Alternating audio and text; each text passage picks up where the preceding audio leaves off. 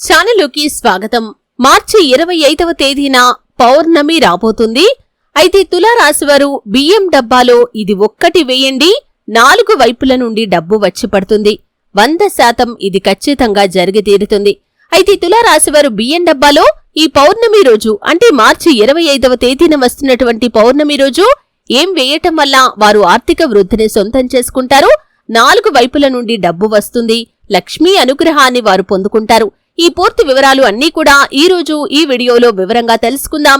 వీడియోలోకి వెళ్లే ముందు మా చిన్న రిక్వెస్ట్ ఏంటంటే, ఇంతకు ముందు గనక మా ఛానల్ ని మీరు సబ్స్క్రైబ్ చేసుకోనట్లయితే సబ్స్క్రైబ్ చేసుకోండి.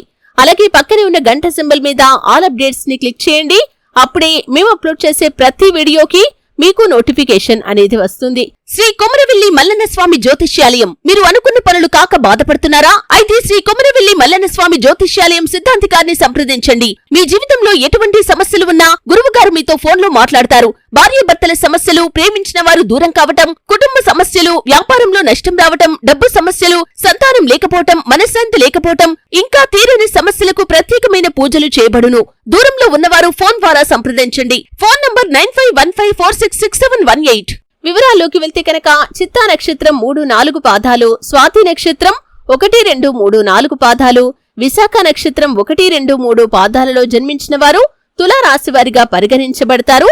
ఇది రాశి చక్రంలో 7వది. ఈ రాశికి అధిపతి శుక్రుడు. ఈ తులారాశివారు జీవితాన్ని ఎప్పుడూ కూడా పోటీగా తీసుకుంటారు. జీవితంలో ఎన్ని అనుభవాలు, ఎన్ని అపజయాలు ఎదురైనా కాని ఆత్మవిశ్వాసాన్ని అస్సలు కోల్పోరు. ఆత్మవిశ్వాసంతో ముందుకు సాగి విజయాన్ని సొంతం చేసుకుంటారు. అయితే తులారాశివారు పౌర్ణమి రోజున ఈ చిన్న పని చేస్తే చాలు, సకల శుభాలను మీరు పొందుకుంటారు. లక్ష్మీ అనుగ్రహంతో డబ్బులు మీకు వస్తూనే ఉంటాయి. అంటే ఆర్థికంగా పురోగతి సాధిస్తారు. అయితే బియ్యం డబ్బాలో మీరు ఏం వేయాలి అనే విషయాన్ని కనుక పరిశీలించినట్లయితే, ప్రత్యేకించబడినటువంటి ఈ పౌర్ణమి తిథి రోజు అనేది చంద్రగ్రహణం కూడా ఏర్పడటం మూలంగా ఇంకా ఎంతో పవిత్రతను కలిగి ఉంది. అయితే ఇంతటి శక్తివంతమైనటువంటి పౌర్ణమి రోజున మీరు బియ్యం డబ్బాలో ఇది వేయండి. ఖచ్చితంగా మీ ఇంట్లో మీరు ఆర్థికంగా పురోగతినైతే చూస్తారు. అయితే తులారాశివారు మీరు చేయాల్సింది ఏమిటి అంటే కనుక, ఉదయాన్నే లేచి మీరు ఇల్లంతా కూడా శుభ్రం చేసుకుని మీరు తలస్నానం చేయాల్సి ఉంటుంది. అలాగే దీపారాధన కూడా ఖచ్చితంగా చేయాలి. అంటే గ్రహణ సమయం అనేది 10 గంటలకి మొదలవుతుంది. దానికంటే ముందే మీరు దీపారాధన చేసుకోండి. ఈ విధంగా చేసుకున్న తర్వాత మీరు మీ ఇంట్లోని బియ్యం డబ్బాలో ఇది ఒక్కటి వేసుకోండి. అయితే మన ఇంట్లో వంటగదిలో ఉండే బియ్యానికి చాలా ప్రాధాన్యత ఉంది. అంటే అన్నం పరబ్రహ్మ స్వరూపమని మనం చాలా సందర్భాల్లో వినే ఉంటాం. అంటే మనం భుజించే అన్నానికి, అన్నం తయారు చేసే బియ్యానికి అంతటి విశిష్టత అనేది ఉంటుంది. అయితే వంటగదికి కూడా ప్రత్యేకమైన స్థానం ఉంటుంది. కాబట్టి వాస్తు శాస్త్రం ప్రకారం వంటగదిలో ఒక్కొక్క వస్తువును ఒక్కొక్క చోట ఉంచుతూ ఉంటారు. అయితే వాస్తు ప్రకారం వంటగదిలో వస్తువులు సర్దుకుంటే అన్నీ శుభాలే ఉంటాయి. అయితే వంటగదుల్లో ఉంచే వాటిల్లో ముఖ్యమైన వస్తువు ఏంటి అంటే కనుక బియ్యం డబ్బా. మనిషి ఏది లేకపోయినా బతుకుతాడు, కానీ అన్నం లేకుండా మాత్రం అస్సలు బ్రతకలేడు. అలాగే అన్ని దానాల్లో కంటే అన్నదానం కూడా చాలా గొప్పదని మన పెద్దలు కూడా చెబుతూ ఉంటారు. ఇంతటి ప్రాముఖ్యత ఉన్న అన్నాన్ని అనగా బియ్యాన్ని వంటగదిలో ఏ దిక్కున పెడితే మన కుటుంబమంతా అన్నానికి లోటు లేకుండా ఉంటుందో అనే విషయాన్ని చూసినట్లయితే, చాలా మంది బియ్యం సంచిని ఇంట్లో లేదా వంటగదిలో నైరుతి మూలన ఉంచుతారు. అంటే నైరుతి మూలన బరువు ఉండాలని ఇలా పెడుతూ ఉంటారు. కానీ నైరుతి మూలన బరువు ఉండాలి, కానీ ఆ బరువులు స్థిరంగా మాత్రమే ఉండాలి, ఊరికే తీయకూడదు. కాబట్టి బియ్యం డబ్బాను అస్సలు నైరుతి మూలన ఉంచకూడదు. చాలా మంది బియ్యాన్ని నైరుతి మూలన ఉంచి లేని సమస్యలను కొని తెచ్చుకుంటారు. అలాగే బియ్యం డబ్బాలను కాని, బియ్యం బస్తాలను కాని నైరుతి మూలన ఉంచితే ఆ ఇంటి యజమాని అనారోగ్యానికి గురి కావటం లేదా భార్యాభర్తల మధ్య సమస్యలు రావటం కూడా జరుగుతుంది. ఇంట్లో ప్రశాంతత ఉండదు. అనేక రకాల సమస్యలు మీకు వస్తూ ఉంటాయి.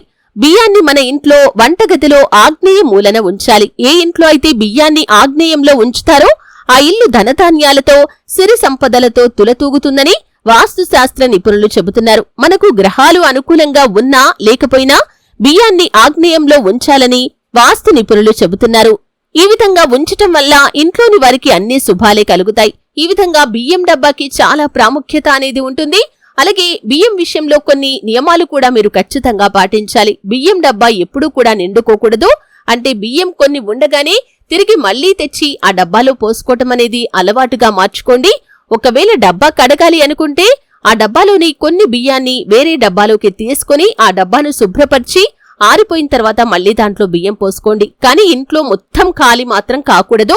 ఈ విధంగా బియ్యం మొత్తం లేకపోవటం అనేది ఆర్థిక క్షీణతకు సంకేతం కాబట్టి ఈ విషయాన్ని గుర్తుంచుకోవాలి.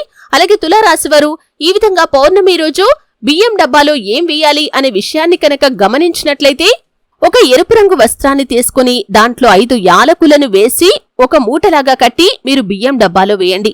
యాలకులు అనేవి సుగంధ ద్రవ్యాల్లో చాలా పరిమళభరితమైనవి. మన జీవితం కూడా పరిమళభరితంగా సాగిపోవటానికి లక్ష్మీదేవికి ఇష్టమైనటువంటి ఈ యొక్క లవంగాలను మనం ఎర్రటి వస్త్రంలో 5 మూటలాగా కట్టి మీ బియ్యం డబ్బాలో కింది భాగాన పెట్టుకున్నట్లయితే ఖచ్చితంగా లక్ష్మీ అనుగ్రహం మీకు కలుగుతుంది.